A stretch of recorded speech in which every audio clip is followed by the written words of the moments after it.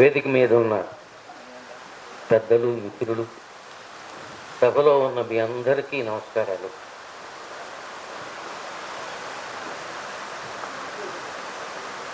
The concrete proof of existence, the concrete proof of existence of man is poetry అన్నాడు ఒక Latin American కవి. Concrete proof of existence is not only for poets, for all human beings.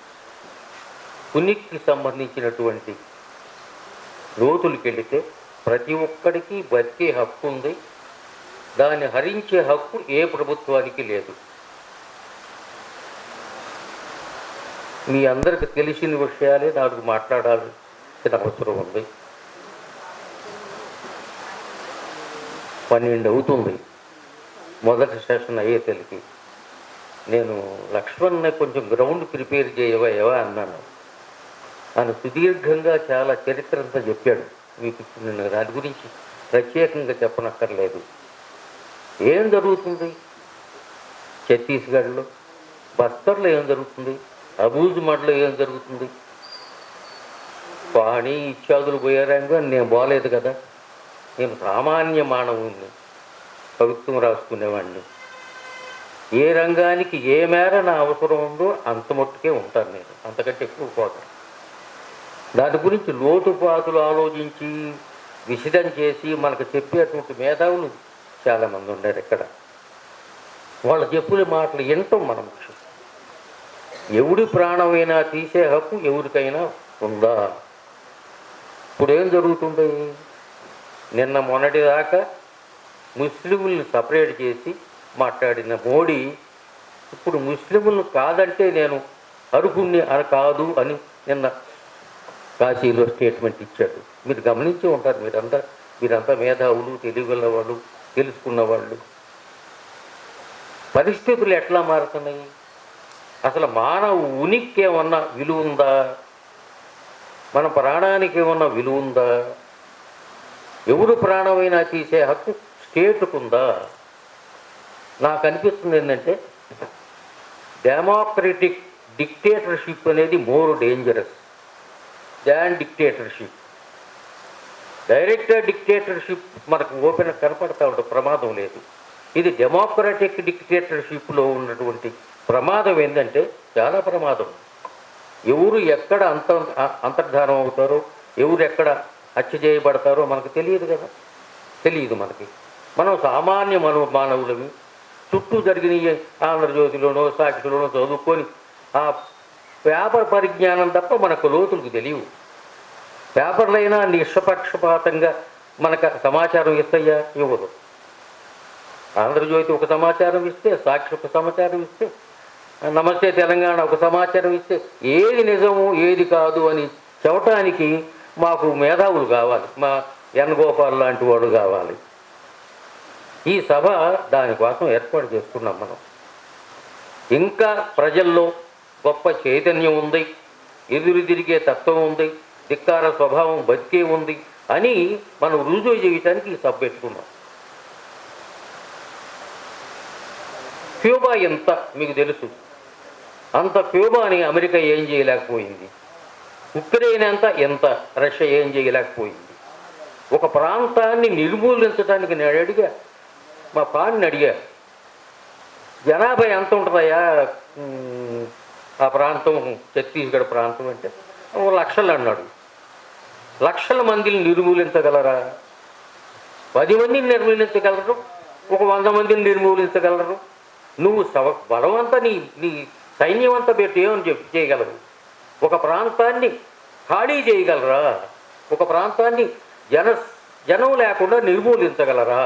అసాధ్యం. అది ఏ దేశంలో అయినా సరే అసాధ్యం.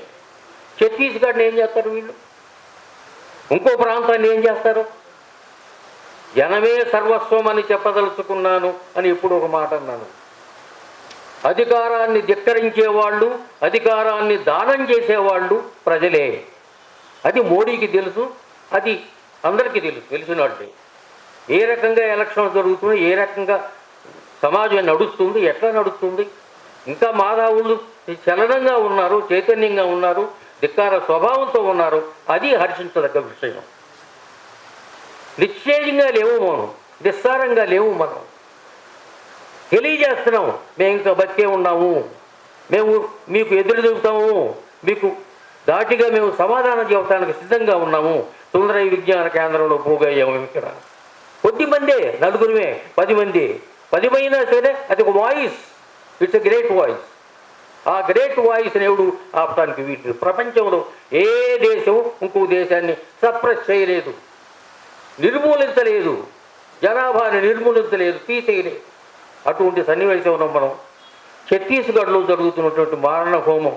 నేను అడిగా, కగారంటే ఏందయ్యా అని మా పాడిని, నాకు తెలియదు. కగారంటే ఫైనల్ యుద్ధం సార్ అన్నాడు. ఫైనల్ యుద్ధం ఎవరి మధ్య అయ్యా అని అడిగాడు. ఫైనల్ మధ్య ఎవరి మధ్య అంటే స్టేటు మధ్య, ప్రజల మధ్య. స్టేటు ప్రజల రక్షణను చేయాలి, ప్రజల్ని రక్షించాలి, ప్రజల యోగక్షేమాలు చూడాలి.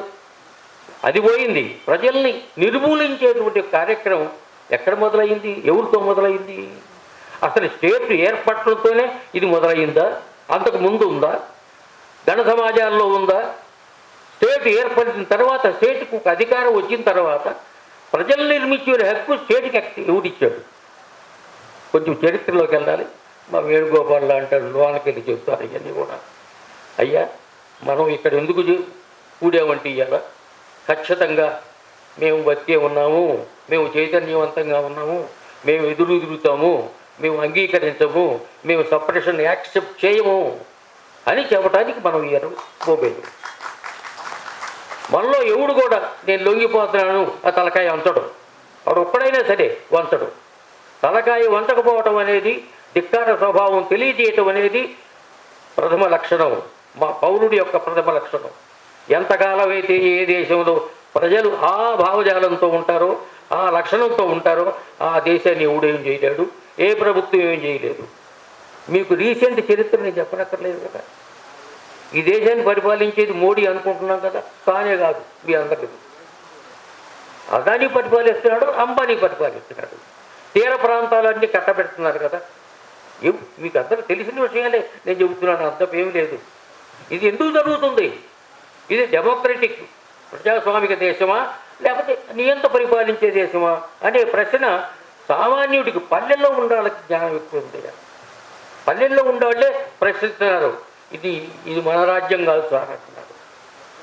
ఇటువంటి స్థితిలో మనం ఇక్కడ పోయాము. ఎక్కువ టైం కూడా లేదు నాకు కూడా. మాట్లాడాల్సిన చాలామంది ఉన్నారు. దీని విషయాలు లోతులు కలిగి చెప్పేవాళ్ళు ఉన్నారు. No one can suppress the desire to be free. Freedom is the top most priority.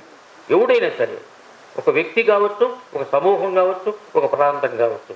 ఒక ప్రాంతం ఇంకొక ప్రాంతం మీద దాడి చేసినప్పుడు కానీ, ఒక వ్యక్తి ఇంకొక వ్యక్తి మీద దాడి చేసినప్పుడు కానీ సప్రెస్ చేయలేవు నువ్వు. ఒక స్వప్నానికి సంబంధించింది ఇది, ఒక వాంఛకు సంబంధించింది, ఒక స్వేచ్ఛా వాంఛకు సంబంధించింది. ఏ స్వేచ్ఛా వాచ ఎంత దూరం మనం నడిపించిందో ఆ స్వేచ్ఛా వాచ ఇంకా ముందుకు నడిపించిందని నేను నమ్ముతున్నాను. దానికి తగిన మద్దతు మన అందరి నుంచి ఉంది. మనం పరిపాలిస్తున్నాం, చూస్తున్నాం, చేస్తున్నాం.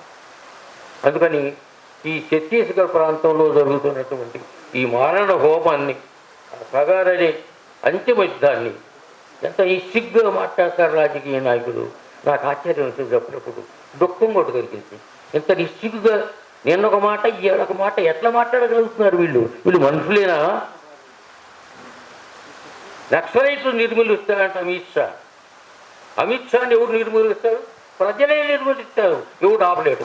అధికారి ప్రజలకి మించిది ఏమి లేదు. గుర్తుపెట్టుకోండి, మనమంతా ప్రజలమే, సామాన్య ప్రజలమే.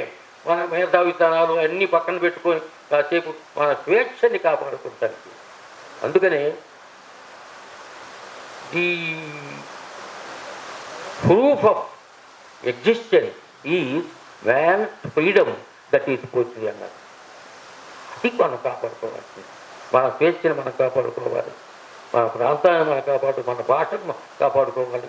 సాహిత్యంగా కళని చెప్పేది ఇదే, అంత పెంకేం లేదు. అయ్యా, మీరందరూ ఈ సభకు వచ్చి దీన్ని జయప్రదం చేయడానికి అడ్డు కట్టుకున్నందుకు మీ అందరికీ నమస్కారాలు. సెలవు.